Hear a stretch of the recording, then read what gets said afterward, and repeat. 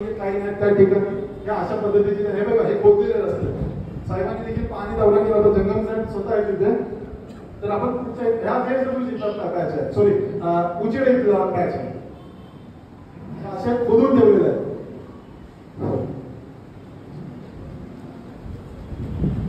तर या patch work मध्ये जो जे प्रश्न प्रलंबित काही गोष्टी स्किप झालेल्या आहेत त्या सांगतो की जो शेतकऱ्यांचा प्रश्न नाल्याचा प्रश्न सर्वात महत्वाची गोष्ट म्हणजे आपण एखादा घर बांधायला घेतला किंवा काही बांधायला घेतला आपण काय विचार करतो आपलं पाणी पुढे जाणार रस्ता बांधायला घेतला रस्ता राष्ट्रीय महामार्ग आणि किती रुंदीकरण चौपदरीकरण बरोबर की नाही त्याचं पाणी पुढे जाणार कुठे मॅनेजमेंट आहे. आज जेवढे शेतकरी होती जशी मी 205 एकर शेतीचा आपण पाठपुरावा केला 4 दिवस सागरी उपोषण तिथं ठेवलं होतं आणि मी अभिमानाने सांगेन जनआक्रोश समिती असतील किंवा इतर समित्या ज्या जॉईन झाल्या त्या अनुषंगाने त्यांना दिल्लीपर्यंत तो प्रस्ताव पाठवून साधारणतः 2 कोटीचा प्रपोजल बनवावं लागलं आणि त्याचा कंटिन्युअस फॉलोअप कारण की जर तुम्हाला 8 वर्ष बोललो ना एक शेतकऱ्याचा मुलगा असल्या कारणास्तव आणि शेतकरी असल्या कारणास्तव त्याचा कंटिन्युअस आम्ही पेपरवरती पाठपुरावा करत राहिलो पण अनेक अधिकारी पद्धत केली आणि कन्सल्टन्सी पद्धत केल्यामुळे तो काम पूर्ण झालं आणि उपोषणाची ताकद एक नागरिकाला त्यांनी गावातून आहे गावातली मेंटॅलिटी आंदोलनात्मक पवित्र वगैरे घेण्यासाठी कमी आहे पण जनआक्रोश समितीने स्पेशली रुपेश दर्गे असतील अनिल जोशी साहेब असतील यांनी खूप एक पॉझिटिव्ह सपोर्ट दिला आणि आपण तो एक संविधानात्मक मार्गाने 4 दिवसीय उपोषण ठेवला आणि त्याच्या अनुषंगाने बरेच सारे खड्ड्याच्या पडले होते ना आधीमध्ये ते देखील भरले गेले डायव्हर्जन्स नव्हते ते देखील लावले गेले ही ताकद होती त्या आंदोलनामध्ये त्या उपोषणामध्ये आणि आपला सर्वांचा उद्दिष्ट आणि म्हणजे आणि एक आंदोलन जे होतं काही खर्चिक नव्हतं काहीच नव्हतं सर्वांना भारतीय बैठक सर्वांनी ते अनुभवलेलं आहे आणि अशा पद्धतीने ते रिझल्ट देणारं आंदोलन ठरलं आणि त्याच्यासाठी जे जे इथे उपस्थित होते त्यांच्यासाठी एक जोरदार टाळ्या होतो मित्रांनो. हे बघा आमचे सर्व वयोवृद्ध शेतकरी आज अगदी म्हणजे बोलतात बाहेर झालेला त्यांचं तरी देखील त्या आंदोलनासाठी 74 एज 65 एजच्या असलेल्या सर्व संघटनात्मक जे शेतकरी सोबत होते की ते बोलतो की चैतन्य तुलट जे करतो ते बरोबर आहे. आज आमच्या मुलाला सुशिक्षित मुलाला माझ्यावरती केस मिळेल काय होते नाही माणूस किती जगतो त्यापेक्षा माणूस कसा जगतो या उद्दिष्टाने चालत असल्या कारणास्तव मी कुठल्याही गोष्टीसाठी घाबरलो जे होईल त्यांच्या हिताचं होईल आणि त्याच्या अनुषंगाने त्यांना त्या गोष्टी कराव्या लागेल पण हा जो प्लॅटफॉर्म उभा करून दिला आम्हाला हेच सांगायचं जनआक्रोश समितीला की येणाऱ्या सर्व संघटना या एका छताखाली आल्या ना आपण तर आपण खूप मोठा इतिहास खूप मोठा या गोष्टी आपण कार्य करू शकतो एकजुटी. तर या एकजुटीची साथ आपल्याला कायम हवी आहे. तर जाता जाता साहेब 2 मिनिटं एक सांगू इच्छितो की आता जे आपण क्रांतिकारक करतो आपल्या मुलाबाळांना प्रत्येक जणाला काय वाटतं माहिती की हा माझ्या रिलेटेड प्रश्न म्हणजे काही लोकांना की माझ्या रिलेटेड प्रश्न हा होऊन जाईल.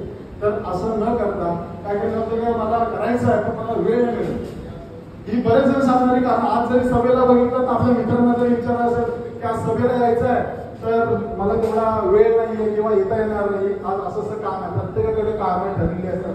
तर या अशा कारणे बहादूर माणसांना किंवा स्पेशल आपल्या नागरिकांना त्यांना सांगा की ऍटलिस्ट एक ट्विट इंस्टाग्राम याच्यावरती ऍक्टिव्ह राहून आपल्याला समोरच्या प्रश्न विचारायचे.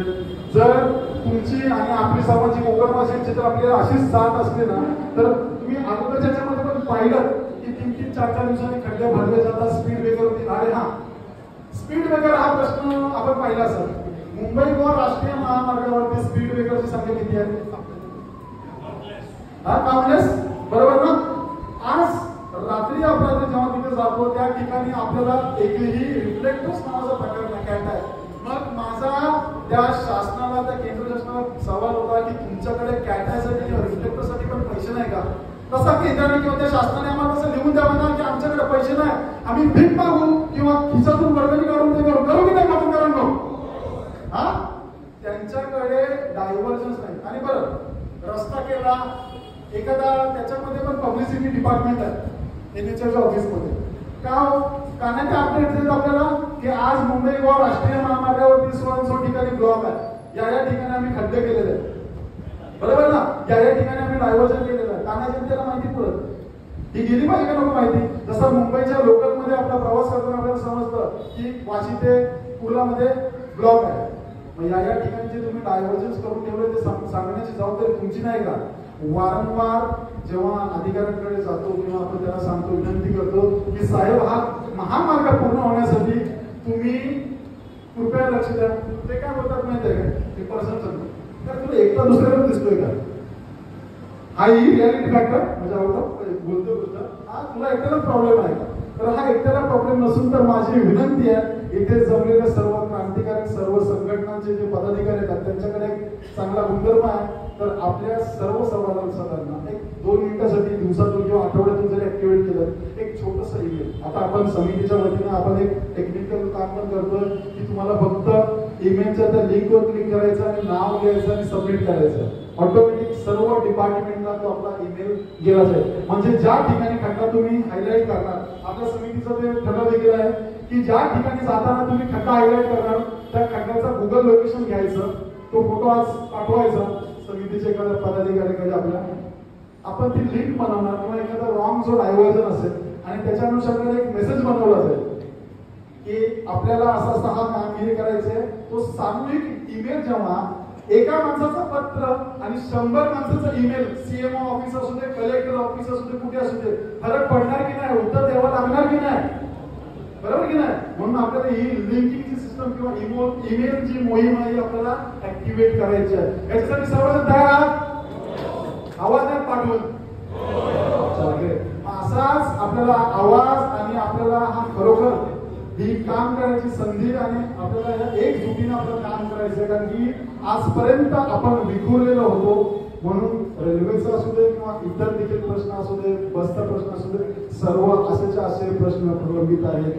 लोक उच्च शिक्षित झाल्यानंतर गाव सोडून शहरामध्ये येतात, ठीक आहे.